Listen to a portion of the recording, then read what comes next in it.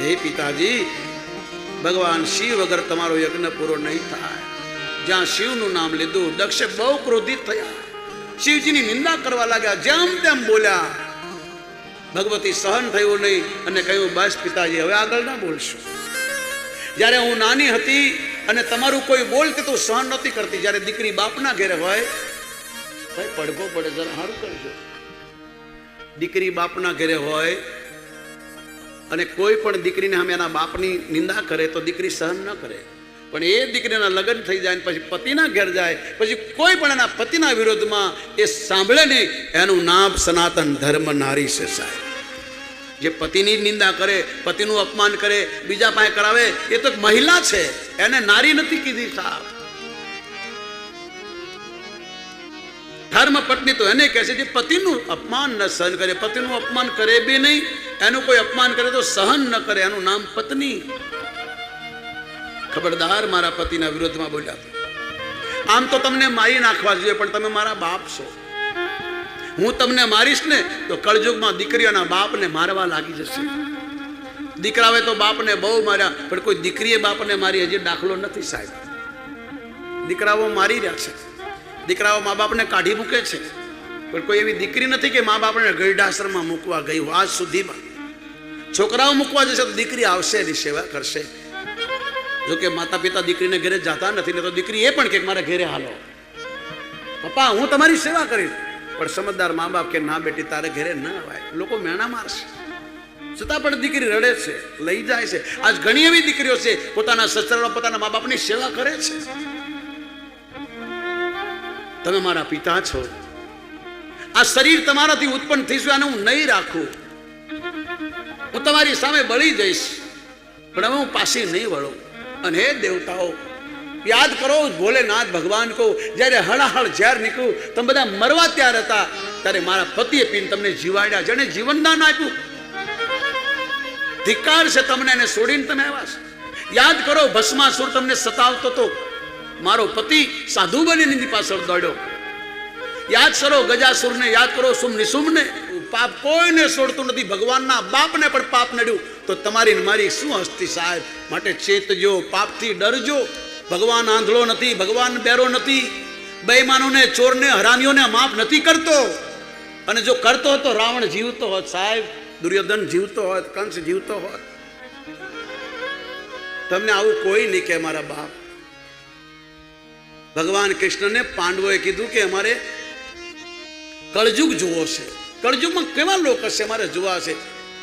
એટલે 5 પાંડવોમાંથી ભગવાને કીધું તમારા મોટા ભાઈને મૂકી દો યુધિષ્ઠિરને, કારણ કે એ મારું હાલવા નહીં દે. એટલે યુધિષ્ઠિરને કીધું તમે આ રહ્યો. ચારોને લઈને ભગવાન ગયા. ભગવાને ધનુષ સાથે 4 બાણ છોડ્યા, 4 દિશામાં ગયા. અને 4 ભાઈઓને કીધું જાઓ આ 4 બાણ કોતીને લાવો. પૂર્વ દિશામાં ભીમ ગયો, ઉત્તર દિશામાં અર્જુન ગયો, દક્ષિણ દિશામાં સહદેવ ગયો, પશ્ચિમ દિશામાં નિકુળ ગયો. ભીમ પૂર્વ દિશામાં જોયું કે 5 કુવા છે, પાણીના ભરેલા 4, અને વચમાં એક કુવો છે, વચ્ચે એક ખાલી છે. ભીમે વિચાર કર્યો આનું કારણ શું, 4 કુવા ભરેલાના ખાલી. પાછો આવ્યો બાણ લઈ. આ બાજુથી અર્જુન આવ્યો, એ પણ ગયો તો ઉત્તર દિશામાં જોયું કે ગાય વાસળું વિયાણું છે, એટલું ચાટે છે કે વાસળાની મોલાયમ ચામડી નીકળી ગઈ, લોહી નીકળે તોય ચાટે છે. અર્જુન આવ્યો. દક્ષિણ દિશામાં સહદેવ જતો હતો, એને જોયું કે કોયલ એટલું સુંદર ગાય છે સાહેબ, એટલું સુંદર બોલે છે, અને બાજુમાં સસલું ખાઈશ પાછું, ગાતી જાય ને સસલું ખાતી જાય. એ આવ્યો. પશ્ચિમ દિશામાં નિકુળ ગયો, એને જોયું કે મા દીકરાને ખૂબ વાલ કરે, પછી મારતી જાય છે, વાલ કરતી જાય મારતી જાય, પેલો રોવે છે. 4 ભાઈ ભેગા થયા. ભીમે પ્રશ્ન કર્યો કે હું પૂર્વ દિશામાં ગયો, 4-5 કુવા જોયા, 4 પાણીના ભર્યા છે, વચ્ચે કુવો ખાલી, એનું કારણ શું? ભગવાને કીધું આ કળયુગના માણસો, અમીર માણસો, પૈસાદાર માણસો, ખૂબ બેસુમાર પૈસા છે, આડોશી પાડોશીમાં દુખી રહેશે પણ કોઈને મદદ નહીં કરે. આ કળયુગના નિશાની છે. ઉત્તર દિશામાં ગાયને જે તાટતી દેખી, મા બાપ છોકરાને એટલા લાડ લાગે, ટકા લાવો, ટકા લાવો, ટકા લાવો ને ટકા કરો. છોકરાઓ મા બાપને બગાડશે, ધર્મનું જ્ઞાન નહીં આપે, પેટ ભરવાનું જ જ્ઞાન આપશે. અને એ મા બાપ મર્યા પછી નરકમાં આ સસલા જેવી મા બાપની દશા થશે. અને આ છોકરાઓ આવું કરશે. અને કળયુગના કથાકારો, સંતો મીઠું મીઠું બોલી અને ભક્તોને આવી રીતે શોષણ કરશે. આવું લખ્યું છે સાહેબ. એવું મીઠું બોલશે લોકોની પાસે ગાંડા પડી જશે અને પછી એને સસલાની ઘોડે ખાશે, શોષણ કરશે. અને જ્યાં ગાય ચાટે છે વાસડાને, કળયુગમાં આવા લોકો હશે સ્વાર્થી. કામ હશે તો સાધુ સંતો, બ્રાહ્મણો, ભગવાન, મા બાપ બધાને ચરણો પડશે. કામ પતી જશે, હાવ ચાટીને સાફ કરીને પછી ફેંકી દેશે. આવો કળયુગ આવશે. મા બાપ છોકરાઓને પેટ ભરવાનો ધર્મ, બસ ખાલી ભણો, બીજું કાંઈ નહીં, કોઈ સંસ્કાર નહીં. ભણો ભણો ભણાવો સાહેબ, આ ભણવાનો ખૂબ ભણાવો તમારા બાળકોને, પણ સાથે સાથે તમારા ધર્મનું, તમારી સંસ્કૃતિનું સંસ્કાર આપજો. એ તમારા હાથમાં છે. સ્કૂલો કોલેજ નહીં આપે, એ તમારે આપવું પડશે તમારા બાળકોને. ભગવાન શંકર કૈલાસ પર બેઠા છે. માએ અગ્નિમાં પ્રવેશ કર્યો. શિવગણો દક્ષને મારવા ગયા. દક્ષે પોતાના ગુરુ ભીરગુને કીધું બચાવો. ભીરગુએ અગ્નિમાંથી દેવતા પ્રગટ કર્યા, ગણોને ભગાડી દીધા. ગણો શિવ પાસે આવ્યા. શંકરને કહ્યું પ્રભુ અમારી માં બળી ગઈ, હવે અમે માં કોને કહેશું? અમને શું કામ આવી રીતે તમે મોકલ્યા? આવું જોવા મોકલ્યા હતા? અમે જોતા રહ્યા, અમારી માં ભડકે બળતી રહી, કોઈ માયનો લાલ ઉભો ન થયો. અરે દુનિયાની સોળેનો બાપ જોતો રહ્યો. આ કેવો બાપ? એની દીકરી બળતી હોય અને બાપ જોવે. અમે ખૂબ કોશિશ કરી માને બચાવવાની, પણ બચી ન શકી. બોલ પંચનાથ મહાદેવ કી. કોઈ બાત નહીં, એક જ ઉભા થાવ, પાણી રેડી દો. બોલો પંચનાથ મહાદેવ કી. ગણો રડી પડ્યા. ભગવાન શંકરે ક્રોધ કરી પોતાના મસ્તકમાંથી જટાને ઉખાડી સામે પર્વત સાથે પટકાવી. બે ટુકડા થયા. એકમાંથી વીરભદ્ર પ્રગટ થયા, એકમાં ભગવતી મહાકાલી પ્રગટ થઈ. વીરભદ્રે હાથ જોડીને કીધું મહાદેવ કહો અમે શું કરીએ? ભગવાને કીધું દક્ષના યજ્ઞનો નાશ કરો. એના યજ્ઞમાં જેટલા આવ્યા છે દેવી દેવતા ઋષિ મુનિ બધાને મારો. દક્ષનો નાશ કરો, એના જમાયોનો નાશ કરો, એના ઘરે જે કોઈ આવ્યો બધાને મારી નાખો, અને પછી મને આવીને કહો. વીरभद्र भगवान ने प्रणाम किया, परिक्रमा की. महाकाली के साथ वीरभद्र अनेक भूतगणों के साथ, वैतालों के साथ, जोगणियों के साथ वीरभद्र कैलाश की नीचे उतरे से भयंकर हवा चलवा लागी. धरती पर पग मूक्यो, धरती कंप थवा लागी, समुद्र खलबलवा लाग्यो, दरियो डोलवा लाग्यो, दिशाओ हलबलवा लागी, दिक्पाल ध્રુજવા લાગ્યા, આકાશના બાદલો ગરજવા લાગ્યા. વીરભદ્રની આવાજ કોઈ સહન ન કરી શક્યું. આવો જ આવા થતો હતો, આ જ આવા, કારણ કે શંકરના ક્રોધમાંથી ઉત્પન્ન થયો. તમે કોઈ પણને ખોટો ક્રોધ અપાવશે એનું પરિણામ આવશે. શિવજીનો ક્રોધ વીરભદ્ર હરિદ્વારમાં આવે છે. ભયંકર હવા ચલતી હતી, અગ્નિકુંડમાં બળવા લાગ્યો, અગ્નિકુંડ ઓલાવા લાગ્યો. દેવતાઓ ગભરાય કે 5 વાગે ગાયો આવે અને રેતી ઉડે. પહેલાના ધણ હતા, ગામની બહાર બધા ગાયો મૂકી જાય, પછી ગોવાળ એ આખા ગામની ગાયોને ચારવા જાય. 5 વાગે ધણ આવે, એટલી ગાયો ઘેરાવાટામે દોડતી હોય પોતાના વાસણાને ધવડાવવા કે એટલી રેતી ઉડે, ગામને ખબર પડી જાય ગૌ આવે છે. આ બાજુ દેવતાઓ કહે છે કે જે ધણને આવવાની તો વાર છે, ગાયો વનમાં ચરવા ગઈ છે, હજુ આવવાની વાર. કેટલી ગાયો હશે સાહેબ એ જમાનામાં કે ડમરી ઉઠતી હતી તો ગાયો ગામતા આવતી, તો ખબર પડી જાય કે ગાયો આવે છે. તપસ્વી કહેતો તો આ જ ખબર પડી કે તમે પરમાત્મા છો. મેં સાધુના રૂપમાં રહ્યો, સાધુના રૂપમાં રહ્યો, પણ સાધુતા શીખી ન શક્યો, મારો સ્વભાવ ન ગયો. એનું પરિણામ મેં મારા કુળે ભોગવી લીધું, મારા છોકરાએ ભોગ્યું. કોઈ મને આજ અગ્નિ સંસ્કાર કરનાર રહ્યો નહીં. ભગવાન રામ કહે છે મેં તને નથી માર્યો, આ સંતોના સાપે તારું મોત થયું, તે સંતોને સતાવ્યા, મેં નથી માર્યો તને. હું તો બ્રાહ્મણનો ભક્ત છું, બ્રાહ્મણ મારા ઇષ્ટ છે. ત્યારે રાવણે કબૂલ કર્યું. સાહેબ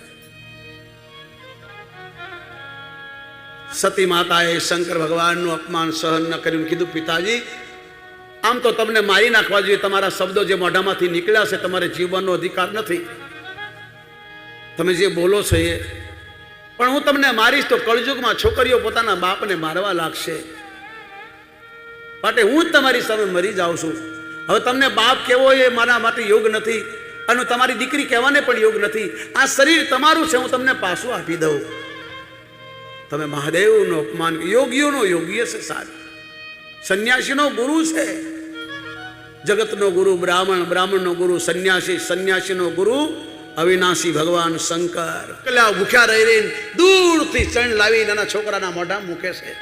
કૂતરી ઘરે ઘરે લાકડીઓ ખાય ને પાછા કૂતરાને ધવડાવે. ગાયને લોકો દોઈને કાઢી મૂકે, આખો દી લાકડી ખાય ને પાછી ઘરે દૂધ આપે છે. ભૂંડીને કેટલા બચ્ચા હોય સાહેબ, પાળે છે. તમે કોઈ નવાઈ નથી કરતા સાહેબ, એ કોઈ પૂર્ણ નથી, એ વ્યવહાર છે. પેલા બ્રાહ્મણે કીધું કે છોકરા ના હોય બધા નરકમાં જાય છે ને ભૂત થાય. તો પેલા બાપુએ કીધું અમે શું ભૂત થઈશું ભાઈ? બધા સાધુ છે, બધા જેટલા ભારતમાં 3 કરોડ બાવા છે, બધા ભૂત થવાના ભાઈ? તમે એવું માનો છોકરા તમને સ્વર્ગમાં લઈ જાય છે? ક્યાંય શાસ્ત્રમાં લખ્યું નથી સાહેબ કે તમારો છોકરો તમને સ્વર્ગમાં લઈ જશે. મારા કયા જન્મના પૂર્ણ કે મને તમારા દર્શન થયા, આ સંતોના દર્શન થયા. ત્યારે સુખદેવજી બોલ્યા, પરીક્ષિત તારા કોઈ પૂર્ણ નથી. આ તારી દાદી દ્રૌપદી, તારા પૂર્વજના પૂર્ણ આ તારે કામ આવ્યા. આ તમે ને હું સુખી છીએ, આપણા પૂર્વજોના પૂર્ણ છે. ભલે તમે કમાતા હશો, તમારા બા બાપ દાદા બહુ દુઃખી હતા હશે, તમને મજૂરી કરીને મોટા કર્યા છે. એક સમય એવો છે કાંઈ નહીં હોય, પણ આજ જે તમારી પાસે છે એ તમારા પૂર્વજોની પુનાય છે. એનો ઉપકાર ભૂલશો નહીં સાહેબ. હું તો એક ઝૂંપડામાં જન્મ્યો તો, નાના એવા એક ગોસ્વામી પરિવાર અતીતના ઘરમાં. મારા માતા પિતા બહુ દુઃખી, મજૂરી કરીને ખાતા. આખા ગામમાં લોટ માગીએ, કોઈ આપે નહીં. પહેરવા કપડાં નહીં, પગમાં જોડા નહીં. આવા દિવસો કાઢ્યા.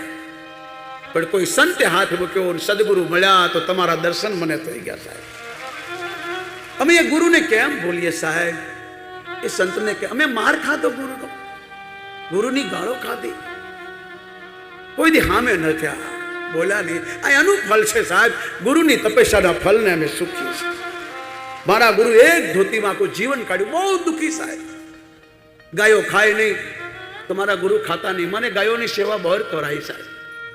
મેં કોઈ કંટાળીને ગૌશાળા બંધ નથી કરી. આ સમાજે ધોકો કર્યો, દગો કર્યો, સાથ ન મળ્યો એટલે મેં ગાયોને ફેરવી છે. ખર્ચો તો હું આપું છું સાહેબ, મહિને લાખ રૂપિયા થાય છે, આપું છું. કંટાળીને બંધ નથી કરી. ગૌશાળા બંધ નથી, મારે ગૌશાળા ચાલે છે. કોણ કે છે બંધ કરી સાહેબ? આવો પાલનપુર. આ શિક્ષક તો તમે ચાલુ કરી દે, તમે બંધ કરી. હું તો સેવા કરતો હતો, મારાથી થાય તો માગીને લાવતો હતો. મેં બંધ નથી કરી, પણ હું માગીને લાવું ને મારા નામે રહીને ગાયો દુઃખી થાય, મારાથી જોવાય ને એટલે ફેરવી. મેં બંધ નથી કરી સાહેબ. ગૌશાળા ચાલુ છે. ગાયના નામનું ખવાય નહીં, ગાયનો પૈસો ખવાય નહીં, મંદિરનું ખવાય નહીં, ધર્મનું ખવાય નહીં. ખાવ તો કંઈક કરી છૂટજો સાહેબ. હોટલમાં કોઈ મફત રોટલા નથી આપતું સાહેબ. મફત અહીં કોઈને કાંઈ નથી મળતું સાહેબ. અને જેને મફતમાં મળ્યું છે એ જાજુ ટકતું નથી. અને જે મફતમાં મળે એ દુઃખ જ આપે, સુખ નથી આપતું. તમે એવું માનો મેં સુખી છીએ, પણ મફતનું મળેલું કોઈ સુખ નથી આપતું સાહેબ. હાચા ખોટા કરેલા એ સુખી નથી કરતા, એ તમને ખાલી ભાસ કરાવે છે. બાકી કૃષ્ણ કહે છે જેને શાંતિ નથી એને સુખ નથી, જેને સુખ નથી એ અહીંયા બી દુઃખી છે, અને મર્યા પછી પણ સુખી છે. એનો મતલબ મર્યા પછી નરક છે. કૃષ્ણ કહે છે છોડ્યા આવા લોકોને વારે વારે નરકમાં નાખું છું. જો ભગવાન બોલતો નરક છે અને તમે જો નરક કોને જોયા છે, નરક કોની ખબર છે? તો ભગવાન ખોટો કે આપણે સાચા? કપિલ ભગવાન એની માને કહે છે, પાલનપુરની બાજુમાં સિદ્ધપુર બિંદુ સરોવર છે. કપિલ ભગવાન પોતાની માને બેસાડીને કથા સંભળાવે છે. માં મોટા મોટું દુઃખ છે, માનું પેટમાં મોટું નરક છે, એનાથી છૂટે તો મોટા મોટા નરક છે, એ નરકમાં જીવોને નાખવામાં આવે છે. આ કપિલ ભગવાન બોલ્યા છે. રામાયણમાં નરકની કથા છે, શિવ પુરાણમાં નરકની કથા છે, ભાગવતમાં છે, હરિવંશ કોઈ પણ શાસ્ત્ર એવું નથી જેમાં નરકની કથા ન. શાસ્ત્રો ખોટા છે. એ તો તમારી પાસે સંપત્તિ વધી ગઈ છે એટલે અભિમાનમાં બોલો છો તમે. સંતોમાં અભિમાન નથી આવતો સાહેબ. અમને શેનું અભિમાન? અમારી પાસે કંઈ હતું નહીં. જે કંઈ છે સમાજનું છે, આ છોડીને જવાનું છે. પણ તમારી કરતાં 10 ગણું છે. તમે જેટલા સુખી નથી તમારી કરતાં 10 ગણા અમે સુખી છીએ. પણ જુઓ અમારી સામે અમે અભિમાનના વચનો નથી બોલતા સાહેબ. આમાં શું અભિમાન કરવાનો સાહેબ? આ મળમૂત્રથી ભરેલું આ પૂતળું છે, ગટરનો કોથળો છે, આમાં રહીને શું કરવાનું સાહેબ? જેટલું બને એટલું સારું કરજો સાહેબ. હું કોઈ ધર્મના વિરોધમાં નથી બોલતો, કોઈ કોમના વિરોધમાં નથી બોલતો, કોઈને દુઃખ લાગે એવું નથી બોલતો. તમે બધા મારા છો. હું કોઈ જાતપાતના નથી માનતો, હું કોઈ કોમવાદના નથી માનતો, બધાને માનું છું. અમે સાધુ છીએ, અમે કોઈ જાતિપાતિમાં ના, અમારા માટે બધા સરકાર. અમે તો બસ માનવતાને માનીએ છીએ, ઇન્સાનિયતને માનીએ સાહેબ. મારા મંદિરમાં દલિત ભાઈઓ, પછાત ભાઈઓ, મુસલમાન ભાઈઓ બધા એક સાથે જમે છે. આવો બગદાણા જાઓ, બજરંગદાસ બાપાના દરબારમાં બધા એક સાથે જમે છે સાહેબ. સંતોના આશ્રમમાં ભેદભાવ ન હોય, ઊંચ નીચ ન હોય. સત્તાધાર જાઓ, વીરપુર જાઓ, તમારા ઘરમાં જ અન્નક્ષેત્ર ચાલે છે. તમે જુઓ બગદાણા, સત્તાધાર, પરબ, વીરપુર, તમે જાઓ. કોઈ નથી પૂછતું તમે કઈ જાતના છો સાહેબ. એ શબ્દ બ્રહ્મ છે, આખા સંસારમાં જાય છે. અહીંથી જે કોલે બોલાય તમારા ને મારા માટે બોલાયેલું છે, તમારા ને મારા કલ્યાણ માટે બોલાયેલું છે. કોઈ ભડકાવવા માટે, કોઈ લડાઈ કરવા માટે, કોઈના દિલમાં ઠેસ લાગે એટલા માટે, કોઈ ધર્મની નિંદા કરવા માટે નહીં. બધાએ ધર્મોને પ્રણામ કરો, તમારા ધર્મનું પાલન કરો. કોઈ ધર્મની નિંદા ન કરો, કોઈ કોમના વિરુદ્ધમાં ન બોલો. બધા આપણે એક છીએ, એક બાપની ઓલાદ છે. આપણે ઋષિઓની સંતાન છીએ, આપણે દેવતાઓની સંતાન છીએ. આપણા કુલ સંતોના છે, આપણા ગોત્ર મહાપુરુષોના છે સાહેબ. બધા એક થઈને જીવો. કોઈની પાસે હારા ગુણ હોય તો લ્યો સાહેબ. કોઈના ધર્મમાં હારા ગુણ હોય તો લેજો, એના દોષ ન લ્યો. કોઈ ધર્મની બેન દીકરીઓ એવા કપડાં પહેરે છે ખાલી આંખોથી જ દેખે છે, તો એના ગુણ આપણે લેવા જોઈએ સાહેબ. એના લેવા જોઈએ. એક સમય આપણે એવી રીતે જીવતા હતા, આપણે ભૂલા રસ્તો. તમે ધર્મને પકડી રાખશો, ધર્મ તમને પકડી રાખશે. તમે ધર્મને છોડશો, ધર્મ તમને છોડી દેશે.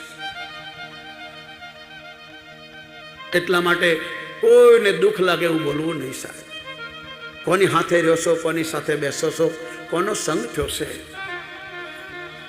એને બહેણું લાગે, એને ટાણો લાગે, તમારા મા બાપને લાયસન લાગે, તમારા કુળને લાયસન લાગે સાહેબ. મારા ગુરુએ કીધું, આ જગતમાં જેટલી સ્ત્રીઓ તારી માં, બેન, તારી દીકરી હવે મારી લાયક નથી, તો પછી અમારે ચેલીઓ બનાવીને શું કરવાની, બહેનોને હાથે રાખીને શું કરવાનું? હા, તમે આવો, તમારા બાપનું ઘર છે, આવો તમે. ભગવાનનું ઘર એટલે આપણા બાપનું ઘર. મંદિરમાં કોઈ રોકટોક નથી, કોઈ પણ માટે, કોઈ પણ આવો. અમે તમને નહીં કે તમે ફાળો લગાવો, કંઈક આપો. ભારતનો સાધુ માગે નહીં, માગે સાધુ નહીં સાહેબ. આટલી ફકીરીમાં કોઈ દિવસે માગવું નથી પડ્યું. ઈશ્વર એવો દિવસ જ ના લાવ્યો, આશીર્વાદ આપો, મારે માગવું ન પડે સાહેબ. મારે ઢોંગ ધતુરા ન કરવા પડે, દોરા ધાગા ન કરવા પડે, વિધિઓ ન કરવી પડે. આજ સુધી એવા દિવસો ભગવાન લાવ્યા નથી, લાવે પણ નહીં. તમારી અંદર પરમાત્મા બેઠો છે. હું જે કરું છું એને ખબર છે, આનાથી કાંઈ ચૂકતું નથી. આપણે બધા ભૂલા પડ્યા છીએ, એટલે સંતો યાદ અપાવે છે. પશુઓને પણ એટલું જ્ઞાન છે, તો તમને તો માણા બનાવ્યા સાહેબ. આ વ્યાસગાદી છે, કોઈ એવું ન મતક બાપુ અમને કહેશે નહીં સાહેબ. આ કોઈની નિંદા કરવા માટે, કોઈ રાજકારણની વાતો કરવા માટે, કોઈ રાજકારણના વિરોધમાં બોલવા માટે, કોઈ કોમના વિરોધમાં બોલવા માટે વ્યાસગાદી નથી. ધ્યાનથી સમજો ને સાંભળો સાહેબ. શંકર ભગવાને કીધું, ખૂબ સમજાવ્યા, પણ અભિમાની લોકો નથી માનતા. ના માની માં, એનું પરિણામ શું આવ્યું? હાથે કરીને આપઘાત કરવો પડ્યો. અને જે એક જન્મ આપઘાત કરે એને 7 જન્મ લેવા પડે છે. આવું ધુંધકારી બોલ્યો છે ભાગવતમાં. આવું રામાયણમાં તુલસીદાસને એક પ્રેત બોલ્યો છે. જ્યારે તુલસીદાસ મહારાજ નાનપણથી મા બાપ મરી ગયા, ગામના લોકોએ ભેગા મોટા કર્યા, ગામના લોકોએ પરણાવ્યા. એમના સ્ત્રી બહુ ધાર્મિક હતા. રોજ કે પતિ 4 વાગે ઉઠો, સરજુમાં સ્નાન કરો, ભગવાનની પૂજા કરો. તમે બ્રાહ્મણના ઘેરે જન્મા છો, સાધુના ઘેરે, બ્રાહ્મણને ઘેરે જન્મા પછી જો 4 વાગે ઉઠાય નહીં તો આપણે આ ધરતી પર જીવવાનો અધિકાર નથી સાહેબ. આ તો બધા મહેનત કરે એટલે મોડા હુવે સાહેબ. વહેલા સુવે ને વહેલા ઉઠે ને બળ બુદ્ધિને તેજ વધે, ઉંમર વધી જાય. જે 10 વાગ્યા હુઈ જાય ને 4 વાગે ઉઠે, શંકર ભગવાન કહે 100 વર્ષ સુધી જીવવાનો સાહેબ. 100 વર્ષ ગેરંટી છે. તમે કોઈ ઘડી લઈ જાઓ તો ઘડિયાળ વાળો પણ કે 1 વર્ષની ગેરંટી, ખોલવાની નહીં, લાવવાની. અને જો બંધ પડી જાય તમે જાઓ તો પેલો હારી કરી દે, રૂપિયો ન લે. પણ તમે ખોલી હોય, એને ખબર પડે કે આને ખોલીને ગડબડ કરી છે, તો કે હવે ગેરંટી પૂરી થઈ ગઈ. એમ તમે વ્યસનમાં જીવનને ખોઈ નાખો તો ઈશ્વરની કોઈ ગેરંટી નથી સાહેબ. માટે તમારા જીવનને સંભાળજો, મારી પ્રાર્થના છે સાહેબ. હું ચાય પીતો હોત કે મારામાં કોઈ વ્યસન હોત તો મારે તમને કહેવાનો કોઈ અધિકાર નથી. કંઈક જીવનમાં ઉતાર, કોકની સાથે રહ્યો તો કંઈક શીખજો સાહેબ, આ કથામાં કંઈક લેજો. સતીએ કાંઈ લીધું ને એનું પરિણામ આવવું પડે. એ જ સતી પાસે બીજો જન્મ લીધો. જગદંબાનો જો બીજો જન્મ થતો હોય તો આપણા કેટલા જન્મ થશે મારા બાપ. એટલે સુખદેવ કહે છે, રાજન મારી સામો જો, હું આગલા જન્મમાં પોપટ હતો. ભગવાન શિવ જગદંબાને કથા સંભળાવતા હતા અમરનાથની ગુફામાં. માં શું ગઈ, સોઈ ગઈ ને હું જાગી ગયો, આ તારી સામે બેઠો છું. ઘેરથી નીકળ્યો પછી હજી પાછો નથી વળ્યો. મને ખબર નહીં મારો બાપ જીવે છે કે મારી માં જીવે છે. આ કથા પૈસા માટે નથી રાજા, મારે તારી પાસે કાંઈ લેવાનું નથી. તારી જેવો કોઈ શ્રોતા ન મળ્યો. આ 7 દિવસથી તું મારી સામે બેઠો છો. લોકો તો મરજી પડે ત્યારે આવે, મરજી પડે ત્યારે જાય, અને તું બેઠો છે. રાજન કંઈક ખાઈ લે, કંઈક પી લે. હું થોડી વાર કથાને આરામ આપું, વિરામ આપું, મારી વાણીને રોકું. ત્યારે પરીક્ષિત ખૂબ રડ્યા છે. મેં બહુ ખાધું, બહુ પીધું, આ શરીરને બહુ લાડ લડાવ્યા સાહેબ.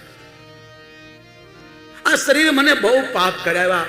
આ ભૂખે એક સાધુના ગળામાં સાપ નખાવ્યો, આ પાણીની પ્યાસે એક મહાત્માનું અપવાદ કર્યું, અને આ અભિમાને હું ગાયને બચાવી ન શક્યો. મને અભિમાન હતું બહુ પૈસા વાળો છું, મારી પાસે બધું છે, મારે કોઈની જરૂર નથી. પણ આજ મારે પાસે કોઈ રહ્યું નહીં. હવે મારે કાંઈ ખાવું, મને કથા સંભળાવો, મારા જીવનો ઉદ્ધાર થાય, મારું કલ્યાણ કરો. સુખદેવજીની આંખમાં આંસુ આવી ગયા. ધન્ય તારા મા બાપને, ધન્ય તારી જનેતાને. હું પ્રણામ કરું છું જેને તને જન્મ આપ્યો. સાધુ આને કહેવાય સાહેબ, આને સાધુનો દીકરો કહેવાય મારા બાપ. અને 7 દિવસ એને સાંભળ્યું, ઉતાર્યું, એના લીધે તમે બધા ભાગવતની કથા સાંભળો છો. દેવતાઓ આવ્યા છે. સુખદેવજીને કહે છે આ રાજાને અમૃત પાઈ દો, આ અમર બની જશે, અને આ કથા અમને સંભળાવો. સુખદેવજી કીધું તમારા ભાગ્યમાં નથી. છતાં પણ આને પૂછો રાજાને. દેવતાએ રાજાને કીધું, રાજન તું અમૃત પી લે, તને તક્ષક નાગ નહીં કરડી શકે, ગમે એટલો કરડશે તું નહીં મરે. આ કથા અમને સાંભળવા દે. પરીક્ષિત ઉભા થયા, સુખદેવજીને પ્રણામ કર્યા. ગુરુદેવ, આ અમૃત પીવાથી શું થાય અને કથા સાંભળવાથી શું થાય? સુખદેવજી કહે છે, ભાઈ આ કથા સાંભળીશ, આ અમૃત પીશ તો અમર બની જઈશ. કથા સાંભળીશ તો જન્મ મરણથી બચી જઈશ, અને યુગો સુધી જે કથા સાંભળશે એનું બધા એનું કલ્યાણ થશે, એનું પુણ્ય તને મળશે. જે કથા કરાવે છે, કથામાં સેવા કરે છે, કથામાં તન મન ધન આપે છે, એનું કલ્યાણ થાય છે. રાજન એના પિતૃનું કલ્યાણ થાય છે. આ કથા ભાગશાળીઓ સાંભળે છે બધાની. ક્યારેક ક્યારેક તો હાથે રહેનારાને એક પલ્લે નથી પડતું સાહેબ. જગતગુરુ શંકરાચાર્યના ઘણા ચેલાઓ હતા. રોજ મહારાજાઓ સત્સંગ કરતા, કોઈને પલ્લે ન પડ્યું. એક પલ્લે પડ્યો આનંદને. ભગવાન બુદ્ધની સાથે હજારો ચેલા હતા, કોઈને પલ્લે એક જ પડ્યો. એટલે કૃષ્ણ કહે છે કે હજારોમાં કોઈ સંતોની સાથે રહીને પોતાના જીવનને સફળ કરે, બધા નથી કરી શકતા. એ તો કોક માયના લાલ હોય છે. સંતોની સાથે રહીને, ભક્તોની સાથે રહીને, જે કુળમાં જન્મીને કંઈક ઉદ્ધાર કરે છે. બધાય મારી પાસે નથી આવતા. એ અર્જુન, લાખો કરોડોમાં કોક મારી ભક્તિ કરે છે. આટલો મોટો સંસાર છે સાહેબ. ખાલી ગણા ગાંઠા ભગવાનના ભક્તો ત્યાં પ્રહલાદ, નરસિંહ, ધ્રુવ, મીરા, તુકારામ, નાનક, બજરંગદાસ બાપા, જલારામ, સતારામ, દાસ, વીરબર, અમરમાને, દેવીદાસ, બીજા કોણ થયા? આપણે બધા આમ નામ છીએ. હજારો કથા સાંભળીએ છીએ, હજારો વાર મંદિરોમાં જઈએ છીએ, ઘરે દીવાબત્તી કરે. તમે કોઈ નાસ્તિક નથી સાહેબ. આપણે બધાય ભગવાનને માનીએ છીએ, ધર્મને માનીએ છીએ. છતાં પણ જે શાંતિ મળવી જોઈએ નથી મળતી. તમે કથામાં બેઠા છો, આ શાંતિનું કેન્દ્ર છે. તમે મંદિરમાં પણ આવી રીતે શાંતિથી નહીં બેહો, તીર્થોમાં શાંતિથી નહીં બેહો, ગમે ત્યાં જાશો નહીં બેસો. પણ કથા એક એવી છે કે ગમે એવો નાસ્તિક હોય એ પણ સાંભળવા બેસી જાય તો શાંતિ મળે છે સાહેબ. કેટલા શાંતિથી તમે સાંભળો છો.